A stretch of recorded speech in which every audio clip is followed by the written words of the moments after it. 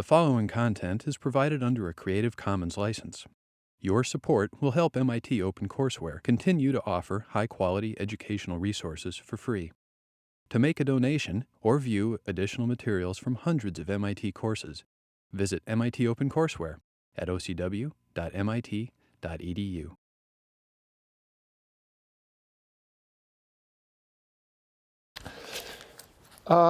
Before I continue with the material, I want to show you at least the title of a recent paper in Nature, because it's related to material we have covered in this course.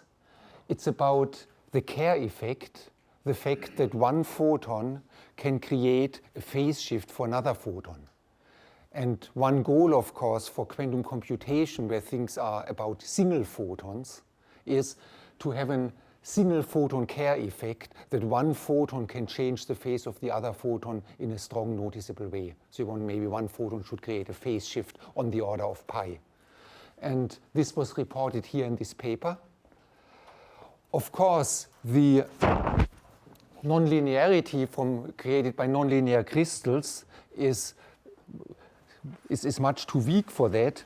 But what those authors did is they used microwave photons, had microwave photons in two cavities, and they were coupled through a sapphire substrate with a Josephson junction. So the nonlinearity here is the nonlinearity of a Josephson junction, which is actually realized with a superconducting qubit.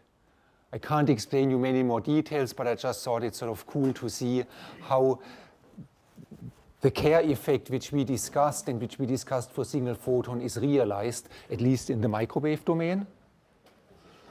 And also, just sort of to illustrate that I hope this course enables you to read recent research papers. What those people measured is a Q representation. This is a coherent state. And then they showed, and this is the subject of the paper, that the coherent state, which has a well-defined phase, lost its phase through the Kerr medium. And you clearly see there is a big phase uncertainty. But then, after a certain time, this is experiment and this is simulation, there is a rephasing and the phase is back. There is a revival of the coherent state. All right.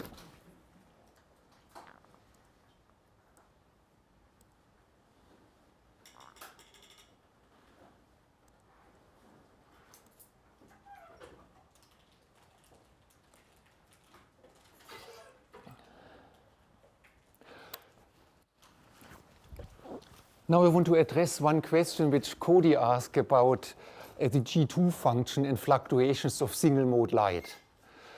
Let me just summarize. I told you that if we do the thermodynamics of a single mode, we find Bose-Einstein distribution of photons, and we have a thermal distribution, and the thermal distribution means sometimes we have more photons, sometimes we have less photons, depending on the thermal distribution. And when we calculated what the intensity fluctuations were, we found they are characterized by a G2 function of 2. Okay. Then, a little bit later in this course, actually just this week, I told you that single mode light always has a G2 function of 1. And what I meant here is the following, rather trivial. If you have a single mode, that means that your light is simply e to the I omega t. The intensity is constant. There are no intensity fluctuations. And also because everything is sort of predictable, it's just one wave. The Gn function factorizes into, can be expressed by the G1 function. So therefore, this is the most trivial case. But the question now is, how do we reconcile those two statements, that a single mode e to the I omega t does not have intensity fluctuations, therefore is a G2 function of 1, and our earlier treatment about single mode blackbody radiation. And of course, the answer is, what is a single mode in one context is different from the single mode in the other context. Maybe let me explain that. If you have let's just create an ensemble of cavities. We put them in thermal contact with a reservoir, and then we break the thermal contact with the reservoir. Each cavity has now a perfect single mode, e to the I omega t, but each cavity is filled with a different photon number according to the thermal statistics. So therefore, if we just look at one cavity, we find no intensity fluctuations. The G2 function is 1. But if we extend the ensemble average over all the different cavities, we find that there are fluctuations in intensity. Well, we can now do it. We can now keep that in mind. But now we can say, well, let's just take one cavity, which is weakly coupled to a thermal reservoir, and instead of looking at the ensemble average of many cavities, we look at the long time average of this one cavity. And what will happen is thermal photons will be created, will disappear and such, so now this one cavity fluctuates. But technically what that means now is, it means that the sharp mode of the cavity is interacting with the environment, and it becomes broadened. It has a broadening delta omega. And this can be regarded as that we mix in modes of the environment. So in that case, strictly speaking, it's no longer a single mode cavity. So you have to consider those things, and depending what point of view you want to take, you get the different result. Other questions?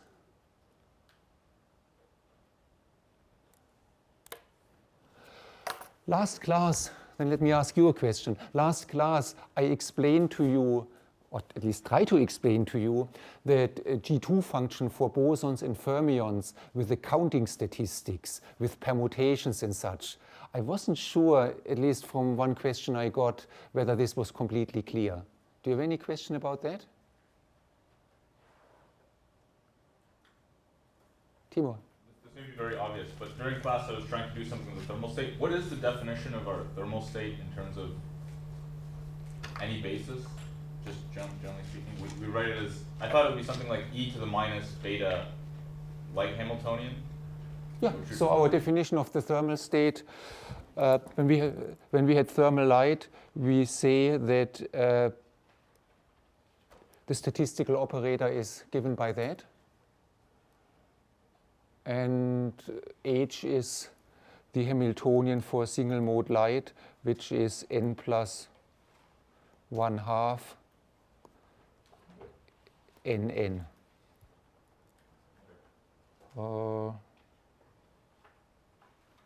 Well, with suitable parentheses and summations. Other questions? Okay.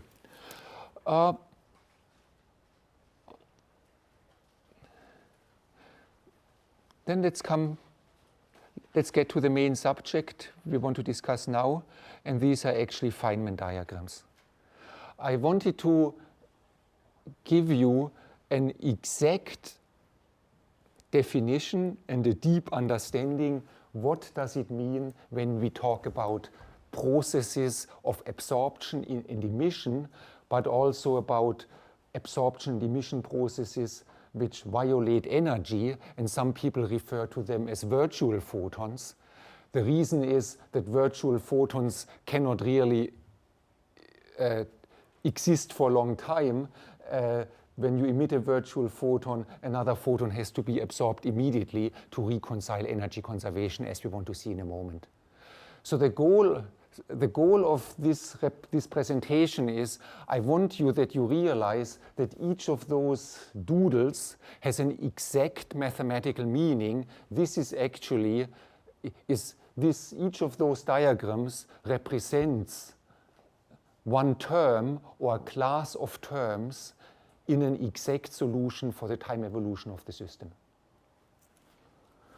So in other words, if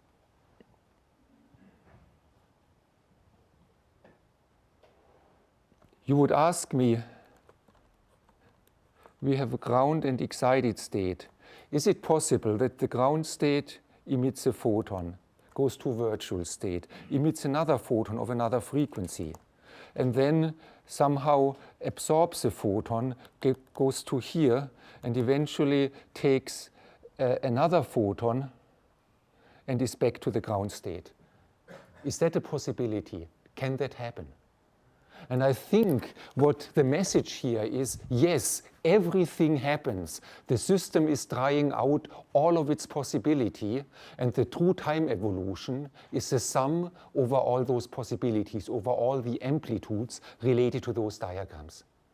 But what I want to show you is how the weirder the diagrams get, the more you go in energy below the ground state, the more you go away from real atomic states, the bigger is your energy denominator, and that means those diagrams have a smaller and smaller weight, and in all practical calculations, we neglect those. But I want you to be able to see that and realize I exactly know what it means. It means this and this term in a summation over all the amplitudes which the quantum system is exploring.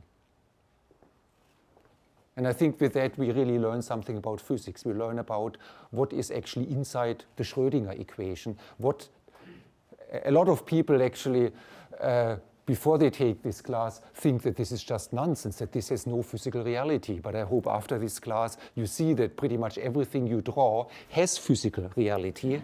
It's just, it may not contribute a lot. So what we have done, and let me just start here and invite your questions.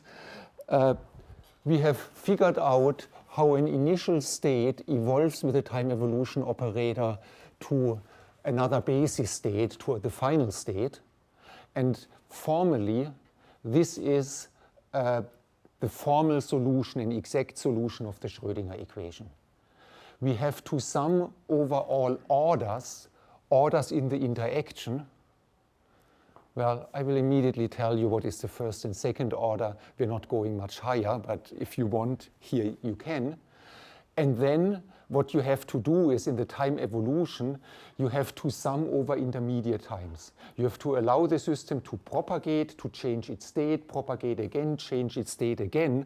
And the times where the change of state happens, that can happen at any time between your initial and your final time, and we integrate over all possible times.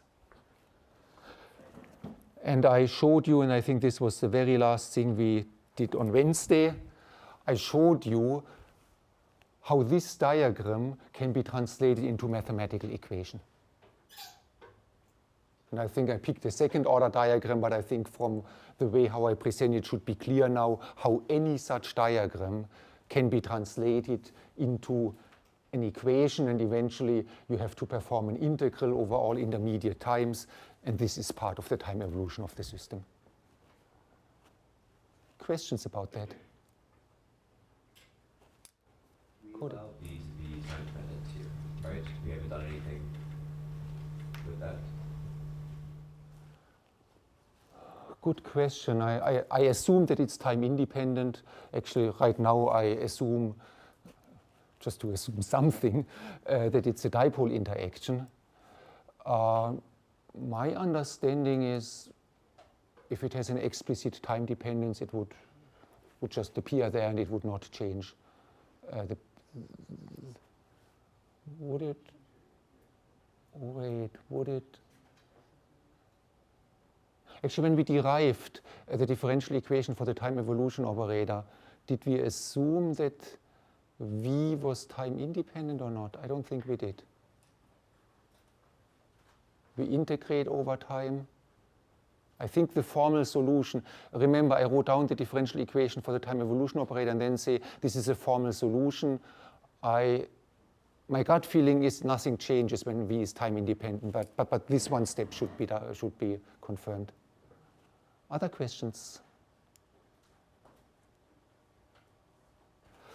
Okay, then let me just spend a few minutes on connecting what we have done with standard first and second order perturbation theory. I want to sort of throw a few definitions at U, S matrix, T matrix, but I'm not really going into any details. I just want to sort of wrap up the perturbative treatment by connecting it with the standard first and second order perturbation theory. But after that, in a few minutes, I want to have a discussion about the nature of intermediate and so-called virtual state, and then talk about the interaction V, whether it's a D dot E or the P minus A interaction. Okay. So far, I've presented the formalism that we start at an initial time and end at a final time. But usually, these are microscopic times, and in the experiment, we observe a system for macroscopic time.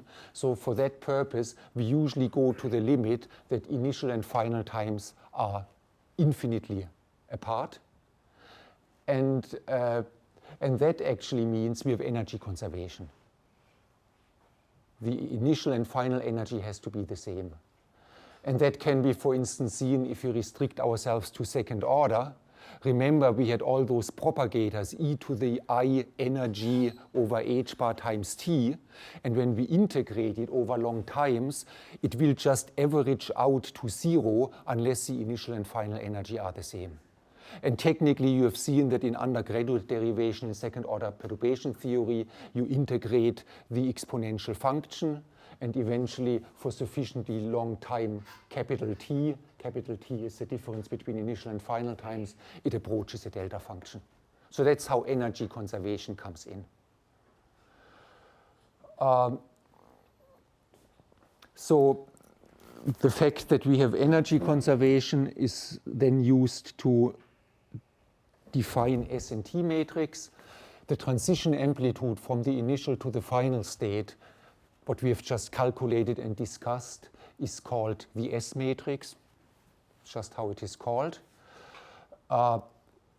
In first order, of course, the time evolution is the unitary matrix, so therefore we get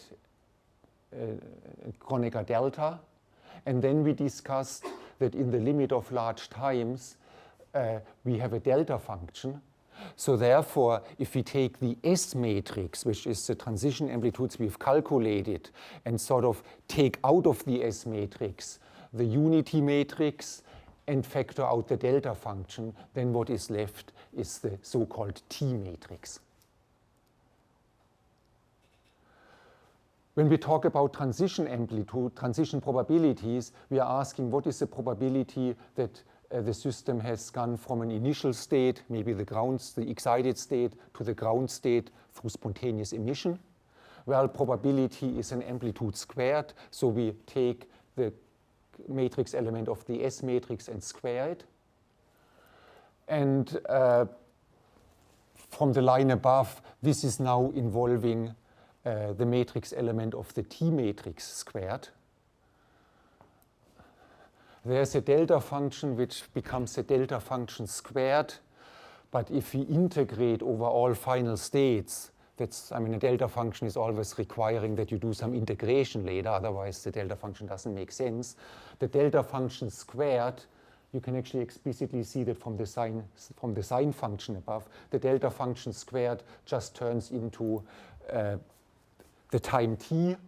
So therefore, if we divide the probability by the time, we have our transition probability, we have our transition rate, and what we obtain is the second order expression for the transition rate, which is essentially Fermi's golden rule.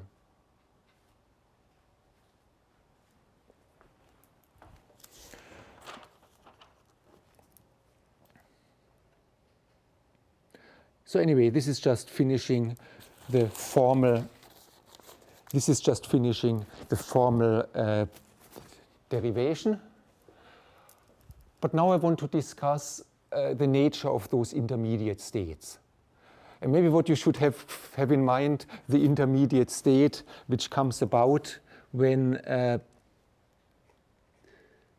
we have the system in the ground state, it emits a photon and goes down to this intermediate state, to this weird state which seems to be lower in energy than the ground state. Well, what happens is those intermediate states, when they appear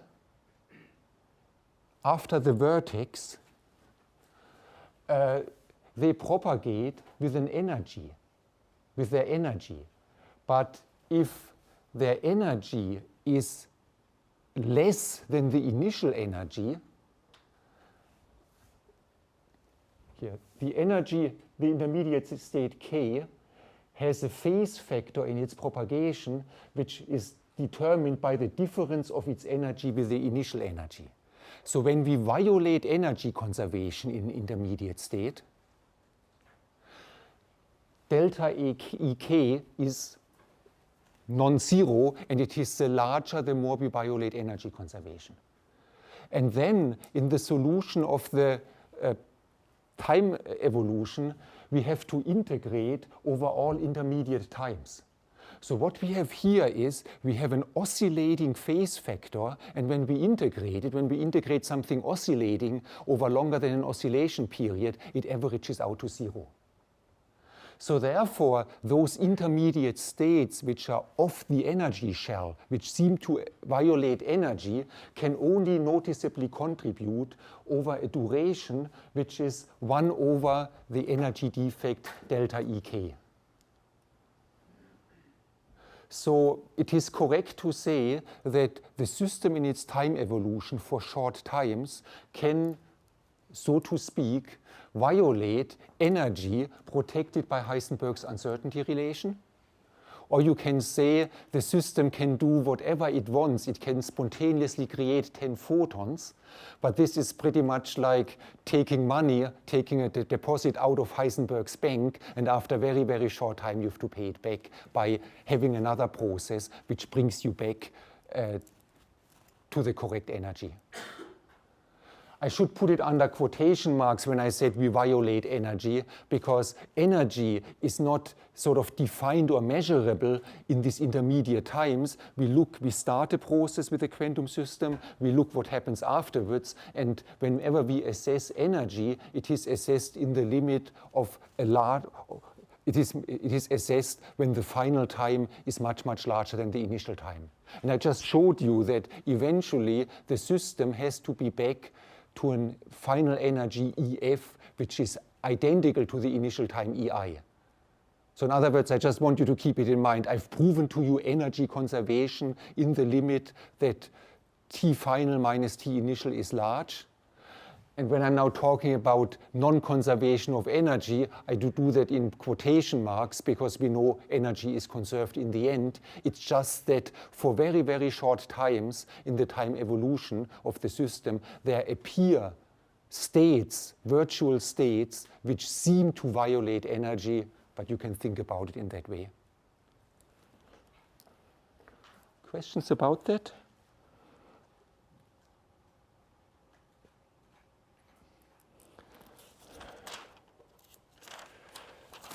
Finally, let me now address the question, is everything I'm explaining to you really happening? Is it really happening in a physical system? Well, the first answer is I wouldn't tell you about it if it had no reality. So yes, you can imagine that this is what your atom is doing. You can imagine that the hydrogen atom, that's a lamp shift, is permanently emitting and absorbing photons and all sorts of weird photons from the ground state lower up and back again and such. Yes, this is the way how we derive some of the most precise predictions in physics, namely QED. However, we can represent systems in different gauges, in different representations. And we had discussed earlier that we often take the dipole representation for the light-atom interaction, but there's also the P minus A representation. And if you look at the two, both the E dot D and the A dot P interaction are the product of something which creates and annihilates single photons, A plus A dagger, and then the P operator or the D operator connect the ground with the excited state. So those matrix elements would tell you you can only emit and absorb a photon when you go from the ground to the excited state. However, in the A minus P minus A representation, we also have the A square term. And the A square term allows you, because there is no atomic operator in front of it, allows you to scatter two photons without changing the quantum state of the atom. But this does not contradict anything. You can take either approach, and in your homework you will actually do that when you calculate Rayleigh scattering and Thomson scattering, and you will find out that the two approaches give identical results. So if you now ask the philosophical question, can an atom scatter a photon without changing its quantum state? Well, the answer to this question is actually gauge dependent. But maybe to lift away some of the confusion, one can of course also say the A square term is really important, and it's the simplest description of Thomson scattering. Thomson scattering is about photons which have much more energy than the energy difference between the ground and excited state. So therefore, if you want to completely describe the system, and you can, it's just more complicated, with a dipole approximation, you have to scatter a photon, but because the photon has so much more energy, it's so far away from resonance, this intermediate state has a huge energy defect. And that means, what I just explained to you, the system wants to immediately pay back the money to Heisenberg's bank, so it will remain in this state only for very short time. And now the other gauge tells you this very short time can also be zero. So you see, it's not as dramatically different as you might assume. But this is just something which is common, that if you have different representations, the physics tastes different, but you always have to remind you that when you calculate an observable result, the two different gauges must exactly agree.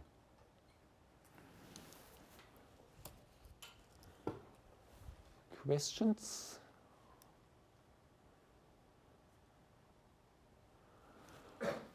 All right. So this is all I wanted to say about the diagrammatic solution for the time evolution of a quantum system. But I want to use it now. I think this is interesting stuff. It's a powerful method, and I want to illustrate to you how this method can be used in the next two sections.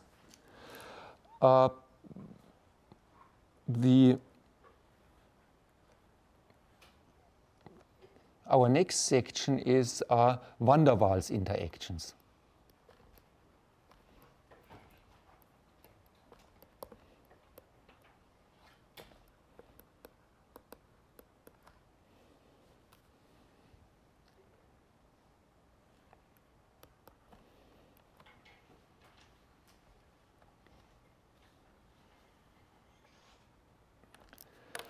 So the chapter on van der Waals interaction is quite interesting in the following, for the following reason. It really tells us something about the vacuum. I think modern physics has come to the conclusion that the vacuum is one of the most interesting subjects to study, because the vacuum is alive. It's filled by, virtual photons, virtual particles, and as we know now, by a condensate of Higgs boson. So there is a lot of stuff, a lot of structure, a lot of phenomena associated in the vacuum. And the subject of van der Waals interactions is a nice way to talk about the vacuum, but it's nice also for the following reason. There is a completely, I would say, semi-classical way. Just use the Schrödinger equation and calculate what is the van der Waals interaction between two atoms. So you can just calculate it in perturbation theory, and in your whole calculation, you never use the quantized electromagnetic field. Photons never appear. You just use perturbation theory, and you'll do that in your homework. It's rather straightforward, and you get a van der Waals interaction. On the other hand, I started to derive for you the theory of the quantized electromagnetic field by saying we really look at everything. We have charges, and we have the electric and magnetic field, and we described everything. And the way how we separate it is we had this Hamiltonian H0, which gives us the atom, and the longitudinal Coulomb field became part of it. So this is the degree of freedom of the atom. And we had H0 for the other atom. And then we had the radiation field and the coupling to the atom described by our operator V, which can be the dipole operator or can be written down in other gauge. But what I'm telling you is the way how we have fundamentally divided the world into atoms, neutral objects, and the rest is interactions with the radiation field, that should tell you that the van der Waals interaction between two atoms must have a description in QED where the van der Waals interaction between atoms comes from the exchange of photons. So there are two very simple pictures at the same physics. One is you don't even know that there are photons, you just do perturbation theory, but in a more comprehensive description where we include the photons, you should be able to understand the van der Waals interaction between two atoms due to the exchange of virtual photons. In other words, one atom is in the ground state, emits a photon that's going down from the ground state. But until now, if you have only one atom, it has to reabsorb the photon again and be back in the ground state, otherwise energy would be violated. But if we have two atoms, one atom can emit a photon, and the other atom can absorb it, and then the other atom can send a photon back. And if we consider that process, we will actually find the van der Waals interaction. So I hope this is showing interesting physics from two angles, that something which looked maybe trivial a long time ago looks much richer, because those forces are really mediated by virtual photon pairs. So that's sort of the discussion I want to go through. There is another aspect to it, and this is when we go from the van der Waals force to the Casimir force. The Casimir force has one exact derivation which I want to share with you, which relates the Casimir force to the vacuum fluctuations of the electromagnetic field. So eventually, for those forces between two metal plates, a neutral atom and a plate, two neutral atoms, we will have three different pictures. One is we use a semi-classical dipole field as a perturbation operator. You don't think about it, it's trivial, and you check it off in your homework. The second one is you look at the exchange of virtual photons. And the third one is you only look at the zero-point fluctuations of the electromagnetic field. What is real here? What causes it? We'll see.